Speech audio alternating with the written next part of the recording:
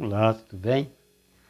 No livro de Números, no capítulo 20, no verso 11, fala assim: Então Moisés levantou a sua mão e feriu a rocha 2 vezes com a sua vara, e saíram muitas águas, e bebeu a congregação e os seus animais. Então a explicação para esse texto, que Moisés feriu a rocha, e em seguida Deus ele fica zangado com Moisés, e fala que Moisés cometeu um erro ali. Então se diz que o erro de Moisés foi ferir a rocha. E Moisés feriu a rocha 2 vezes. Porque Deus não mandou Moisés ferir a rocha. Só mandou ele falar com a rocha. Mas a gente sabe que antes disso, o que Moisés falou no verso 10, nos dá para entender coisas a mais do que aconteceu. Porque fala assim: Moisés e Arão reuniram a congregação diante da rocha e disse-lhes: Ouvi agora, rebeldes, porventura tiraremos água desta rocha para vós? Então o erro de Moisés nem foi tanto em ferir a rocha. Ferir a rocha foi só uma consequência do que estava acontecendo com Moisés. Naquele momento, Moisés estava totalmente descontrolado. Moisés perdeu o controle das suas emoções. Aquele povo tinha passado tanta raiva em Moisés, que agora ele falou aquelas palavras: será que nós não podemos tirar água dessa rocha? E nós sabemos que se desagradou a Deus essas palavras, porque o povo tinha que saber que era Deus que guiava eles pelo deserto, que era Deus que tirava a água da rocha, e não era Moisés. E por isso que aqui no verso 12 fala assim: E o Senhor disse a Moisés e a Arão: Porquanto não me credes em mim, para me santificar diante dos filhos de Israel, por isso não meterei essa congregação na terra que lhes tenho dado. A gente sabe que no final, somente Moisés fora punido. E Moisés não entrou na terra de Canaã, se bem que Arão também não entrou. Mas a punição maior para Moisés, porque ele é o grande líder. É interessante a gente ler Êxodo capítulo 17.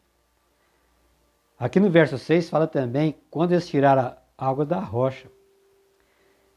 Aqui fala, aqui no verso 6, Deus disse para Moisés: Eis que eu estarei ali diante de ti sobre a rocha em Hérebe, e tu ferirás a rocha e dela sairá água, e o povo beberá. E Moisés assim fez diante dos olhos dos anciãos de Israel. Nesse caso aqui, Moisés feriu a rocha. Mas isso não foi ruim aos olhos do Senhor. E no verso 7 fala assim: E chamou o nome daquele lugar Massá e Meribá, por causa da contenda dos filhos de Israel, porque tentaram ao Senhor, dizendo: Está o Senhor no meio de nós ou não? Olha que o povo de Israel, quando estava passando sede nesse momento, ele disse: Por que nós estamos passando essa necessidade, passando sede? Está o Senhor no meio de nós ou não? Então eles começaram a ter dúvida se Deus estava realmente guiando eles ali no deserto. E nesse momento, quando Moisés, nesse caso aqui, ele fere a rocha, e saiu água da rocha, o povo tinha certeza que era Deus que estava ali com Moisés. Não era Moisés que havia feito aquilo. Mas nesse outro episódio, quando Moisés fere a rocha 2 vezes, aí Moisés passa a glória de Deus para si mesmo. Moisés se coloca no lugar de Deus. E o povo já tinha dúvida, às vezes, se era Moisés ou Deus que estava com eles, se não era Moisés que estava tirando eles do Egito, se não era Moisés que estava ali, quem sabe, se Moisés não tivesse feito algumas artes mágicas ali, porque os magos também tinham feito, então o povo poderia pensar tudo isso. E cada milagre ali tinha que ser uma certeza que é Deus que estava com eles. E o povo deveria glorificar a Deus e não glorificar um homem, não glorificar a Moisés. Nós sabemos que Moisés foi o homem mais manso da terra. E Moisés é um instrumento de Deus. Moisés, ele amava Deus. Ele amava ser usado por Deus para conduzir aquela congregação. Mas nesse momento Moisés, ele perdeu o equilíbrio das coisas e acabou tirando a glória de si, a glória de Deus, para que os homens glorificassem a si mesmos. Moisés tomou a glória para si. Hoje, no mundo que nós estamos vivendo, nós temos muito esse cuidado. Porque ali no livro de Apocalipse, capítulo 14, ali no verso 6, verso 7 fala: temei a Deus e dê-lhe glória, porque é vinda a hora do seu juízo, e adorai aquele que fez o céu, a terra, o mar e as fontes das águas. Então devemos glorificar somente a Deus, porque Ele é o Criador. E devemos levar as pessoas a glorificar a Deus, porque o homem nada é, o homem nada pode fazer. Então esse é o maior desafio de todo pregador do nosso tempo, levar as pessoas a acreditarem em Deus. Hoje as pessoas são muito levadas a acreditar em pastor, a idolatrar pastor, a idolatrar líderes.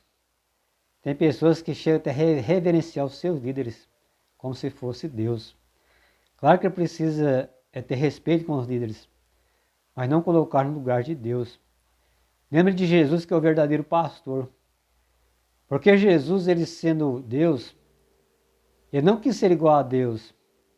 Ele tomou a posição de servo e se humilhou a si mesmo. E Jesus, ele deixou-se levar até morrer em morte de cruz por nossa causa. Se Jesus é o verdadeiro pastor, ele se humilhou. O que fala dos pastores, ser humano? A Bíblia é bem clara quando fala: aquele que exaltar será humilhado, mas aquele que humilhar será exaltado. E Jesus foi exaltado sobre todos os poderes do mundo.